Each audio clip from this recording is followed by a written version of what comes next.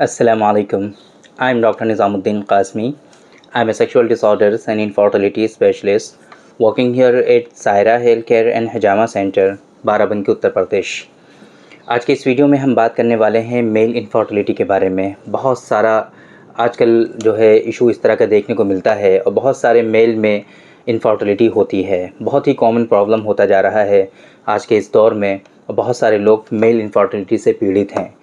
तो जिन लोगों को मेल इनफर्टिलिटी होती है वो लोग बहुत ज़्यादा परेशान होते हैं, सर्च करते हैं, तहक़ीक़ करते हैं और बार बार वो क्वेश्चन करते हैं कि हमें मेल इनफर्टिलिटी है तो हमें क्या करना चाहिए, क्या खाना चाहिए, किन चीज़ों से बचना चाहिए और क्या प्रिकॉशंस हमें लेने चाहिए। तो आज के इस वीडियो में हम यही सारी चीज़ें डिस्कस करने वाले हैं कि अगर आपके अंदर मेल इनफर्टिलिटी है तो आपको किन चीज़ों से बचना चाहिए, आपका लाइफ़स्टाइल कैसा होना चाहिए, आप लोगों को किन चीज़ों से अवॉइड करना चाहिए, क्या चीज़ें आपको नहीं लेनी चाहिए और किन चीज़ों को आप ले सकते हैं। और डिटेल में हम डिस्कस करेंगे। कुछ एक ख़ास मेडिसिन के बारे में भी लास्ट में आप लोगों को बताएंगे कि अगर आप मेल इनफर्टिलिटी से पीड़ित हैं तो उस मेडिसिन का भी इस्तेमाल कर सकते हैं आप। तो इसमें जो प्रिकॉशंस की अगर हम बात करते हैं इनफर्टिलिटी में, तो सबसे पहले डिपेंड ये करता है कि आपके अंदर जो इनफर्टिलिटी है वो किस वजह से है, उसके पीछे का सबब और कारण, रीज़न क्या है, उसके ऊपर प्रिकॉशंस डिपेंड करते हैं। लेकिन इन जनरल फॉर एग्जांपल अगर आपको वेरिकोसील है तो उसके प्रिकॉशंस अलग होंगे, है ना। टेस्टिकुलर एट्रोफी है तो उसके प्रिकॉशंस अलग होंगे। हार्मोनल इम्बैलेंस है तो उसके प्रिकॉशंस भी अलग होंगे। मतलब मल्टीपल इश्यूज़ की वजह से आपके अंदर इनफर्टिलिटी होती है, आप लोग जानते हैं। तो जिस इशू की वजह से आपके अंदर इनफर्टिलिटी होगी उसका अपना अलग अलग उसके प्रिकॉशंस होंगे। मतलब प्रिकॉशंस का मतलब ये समझ लीजिए एक तरह से एहतियाती तदाबीर जो होती हैं उसको फॉलो करना होता है कि इनफर्टिलिटी है तो इन चीज़ों से आपको बचना है और इन चीज़ों को फॉलो करना है। मतलब कुछ परहेज़ होते हैं और कुछ चीज़ें करने की होती हैं। तो ये सारी चीज़ें जो होती हैं वो प्रिकॉशंस में आती हैं। तो अगर आप देखो, मैंने जैसे कि बताया कि डिपेंड करता है कॉजेज़ पर, है ना। वो तो एक अलग बहस है कि किस सबब में क्या प्रिकॉशन आपको लेना है, वो एक अलग चीज़ है बिल्कुल। लेकिन हम इन जनरल बात करें कि अगर आपको इनफर्टिलिटी है, वो चाहे किसी भी वजह से इनफर्टिलिटी हो, अगर इनफर्टिलिटी है, किसी भी वजह से है इनफर्टिलिटी, तो फिर ऐसी सिचुएशन में आपको कुछ प्रिकॉशंस ऐसे बता दी जाएं कि जिनको आप फॉलो करें ताकि आपके अंदर स्पर्मेटोजेनेसिस जो है वो प्रॉपर्ली हो पाए और आपके अंदर जो इनफर्टिलिटी है वो ख़त्म हो पाए, वो ठीक हो पाए, है ना। तो सबसे इम्पॉर्टेंट चीज़ इसमें लाइफ़स्टाइल आपका अच्छा होना चाहिए। मेल इनफर्टिलिटी की सूरत में आपका जो लाइफ़स्टाइल है, रहना सहना है, जगना सोना है, खाना पीना है, ये सारी चीज़ें बहुत ही हेल्दी होनी चाहिए। आपका खाने पीने से रिलेटेड हम आपको कुछ प्रिकॉशंस बताते हैं। इसमें सबसे इम्पॉर्टेंट चीज़, आपको स्मोकिंग अगर आप करते हैं, स्मोकर अगर हैं, तो आपको स्मोकिंग अवॉइड करनी पड़ेगी। सबसे इम्पॉर्टेंट चीज़, स्मोकिंग आप नहीं कर सकते हैं।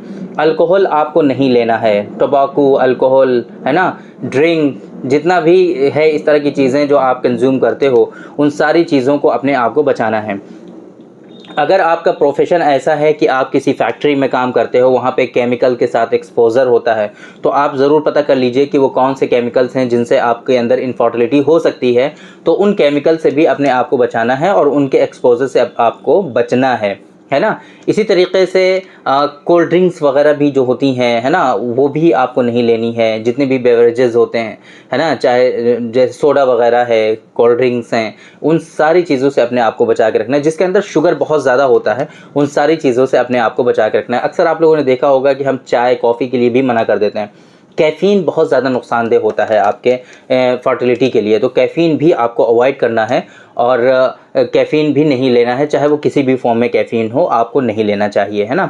और देखिए कोल्ड ड्रिंक्स वगैरह जो होती हैं, इसके अंदर भी जो है कैफ़ीन होता है, तो ये भी आपको नुकसान करेगा। आपके टेस्टिकल्स की हेल्थ जो है और उनका जो है मेंटेन रखना बहुत इंपॉर्टेंट है। टेस्टिकल्स अगर ऐसी सिचुएशन में रहेंगे आपके कि हीट बहुत ज़्यादा प्रोड्यूस करेंगे या फिर गर्मी में रहेंगे, तो फिर ऐसी वजह से इस ऐसी सूरत में भी आपके अंदर इनफर्टिलिटी जो होगी वो बढ़ती चली जाएगी। इनफर्टिलिटी जो है वो बढ़ेगी। इस वजह से आपको हीट वगैरह का जो है बहुत ज़्यादा ख्याल रखना है।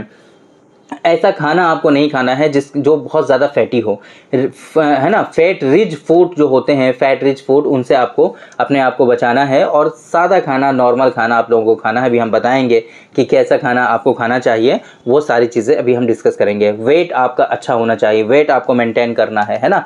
रेड मीट आपको बिल्कुल अवॉइड करना चाहिए, रेड मीट आप बिल्कुल नहीं खा सकते इस सिचुएशन में, है ना। मिठाइयाँ, जैसे कि मैंने आपको बताया, मिठाई वगैरह आप मत खाइए, सोयाबीन वगैरह हैं, ये सारी चीज़ों से आपको जो है बचना है अपने आप को, है ना। इसी तरीके से जो डेयरी प्रोडक्ट्स होते हैं ना, उनसे भी आपको अपने आप को बचाना है। सोडा, कैफीन वगैरह तो सब बता दिया हमने। तो ये सारे फ़िश जो आपने देखा होगा कि डिब्बे में, जो कैंड फ़िश कहते हैं हम लोग, है ना, डिब्बे में बंद होकर के, मतलब पैक होकर के आती हैं, तो उन फ़िश का आपको बिल्कुल भी इस्तेमाल नहीं करना है। आप बिल्कुल लीन फ़िश का इस्तेमाल करें, बिल्कुल ताज़ी और फ्रेश फ़िश जो है उनका इस्तेमाल कर सकते हैं आप, है ना। तो इन चीज़ों से आपको बचना है और ये जो चीज़ें हम बताने जा रहे हैं, इनका आपको इस्तेमाल करना है। देखिए, फ्रूट्स, वेजिटेबल्स, बिल्कुल फ्रेश फ्रूट्स और फ्रेश वेजिटेबल्स, हरी सब्जियों का इस्तेमाल आपको ज़्यादा करना चाहिए, है ना। फ्रेश वेजिटेबल्स हैं, आप उनका इस्तेमाल करेंगे खाने पीने में। फ़िश हैं, जैसे कि आप इनका इस्तेमाल कर सकते हैं, थोड़ा बहुत चिकन का इस्तेमाल कर सकते हैं, बहुत ज़्यादा इस्तेमाल नहीं कर सकते हैं आप, है ना। लो फैट मिल्क है, ऐसा ऐसा दूध आप इस्तेमाल करें जिसके अंदर फैट बहुत ज़्यादा ना हो, है ना। इस तरह की चीज़ें जो हैं वो खाने पीने में आप इस्तेमाल करेंगे। ड्राई फ्रूट्स का इस्तेमाल खूब अच्छे से कर लेंगे आप, है ना। ड्राई फ्रूट्स इसमें बहुत ज़्यादा फ़ायदा करने वाले हैं, जैसे कि बादाम है, अखरोट है ना। इस तरह की चीज़ें जो हैं खूब इस्तेमाल करिए, ये आपके लिए फ़ायदेमंद साबित होंगी। बाकी ये सब परहेज़ अच्छे से फॉलो करिए, टाइमली सोइए, अच्छा लाइफस्टाइल मेंटेन करिए, ज़्यादा परेशान बिल्कुल भी मत होइए, स्ट्रेस मत लीजिए, है ना। सुबह अर्ली मॉर्निंग उठ जाइए, मॉर्निंग वॉक करिए, रात में जल्दी सोइए, ये सारे प्रिकॉशंस आप लीजिए। साथ में कुछ भी परेशानी आपको इनफर्टिलिटी से रिलेटेड है तो फ़ौरन आप स्पर्मोजेनिक का इस्तेमाल as soon as possible start कर दीजिए, बहुत इफ़ेक्टिव है।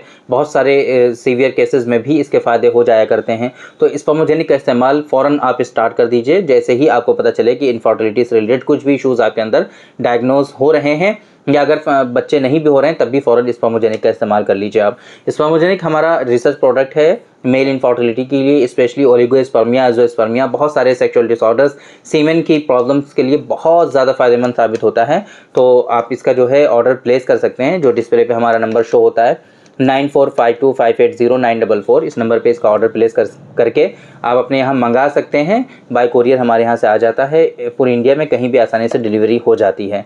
बाकी अगर आप आउट ऑफ इंडिया में हैं, बाहर हैं, किसी दूसरी कंट्री में हैं, तो फिर आप प्रॉपर कंसल्टेशन लीजिए हमसे और सही से अपना इलाज कराइए, ताकि मेडिसिन भी जो है प्रॉपर पहुँच सकें वहाँ पर, और डायरेक्टली ऐसे मेडिसिन आप लोग ना मंगाएं, वो ज़्यादा बेहतर है। तो उम्मीद करते हैं कि आज के इस वीडियो में जो हमने आप लोगों को बताने की कोशिश की है, प्रिकॉशंस वगैरह मेल इनफर्टिलिटी के बारे में, वो आपकी समझ में आ गया होगा और आज के इस वीडियो से आप लोगों को ज़रूर फ़ायदा हुआ होगा। तो थैंक यू वेरी मच, बहुत बहुत शुक्रिया आपका। आज के इस वीडियो में इतना ही।